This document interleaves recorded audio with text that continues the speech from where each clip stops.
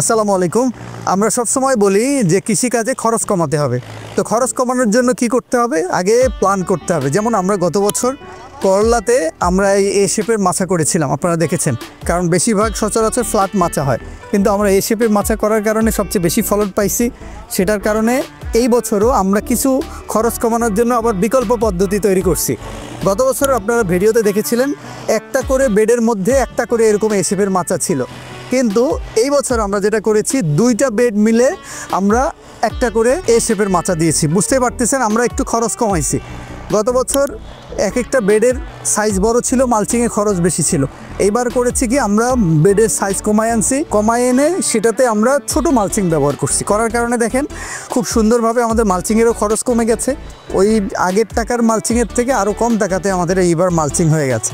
তো এই এসবের যে সুবিধাগুলো হয় সেটা হচ্ছে আলো বাতাস চারিদিকে খুব সুন্দরভাবে পায় এবং ফলগুলোতে স্প্রে করা খুব ইজি হয়, তারপরে ফল ছিটতে খুব ইজি হয়। এই অনেকগুলো কারণে আমরা কিন্তু এই শেপ দিচ্ছি।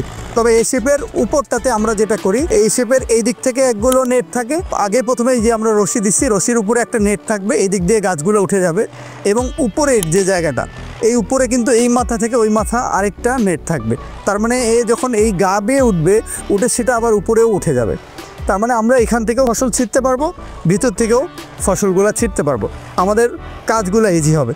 তো আমার মনে হয় আপনারাও কৃষিকাজে এরকম একটু একটু চালাকি করবেন। কারণ হচ্ছে আপনারা প্র্যাকটিস করবেন যে আগে কিভাবে খরচ কমানো যায়। আমরা যেটা করছি গতবার থেকে এবার আরও খরচ কমাইছি, সামনের দিকে হয়তো আরও খরচ কমাতে পারবো। কারণ হচ্ছে দেখেন এখন আজকাল বাঁশ দিচ্ছি আমরা, পরবর্তীতে হয়তো চিন্তা করবো বাঁশের জায়গায় এমন কিছু খুঁটি দিতে যেটা নষ্ট হয় না। যেমন বাঁশ আমরা একবার ইউজ করতে পারি, অনেক সময় দুইবার ইউজ করতে পারি, কিন্তু অন্য কিছু ব্যবহার করলে লোহা জাতীয় অথবা প্লাস্টিক জাতীয় কিছু ব্যবহার করতে পারলে ওটা হয়তো আপনার 8-10 বছর 20 বছর চলে যাবে। তো এরকমও চিন্তা হয়তো আমরা সামনের দিকে করব। তো আমার মনে হয় আপনাদের এই ভিডিওটি খুবই ভালো লাগবে এবং আপনারা চাইলে এই ধরনের কাজগুলোকে খুব গুছিয়ে করে আপনার কৃষিকাজে লাভ করতে পারবেন।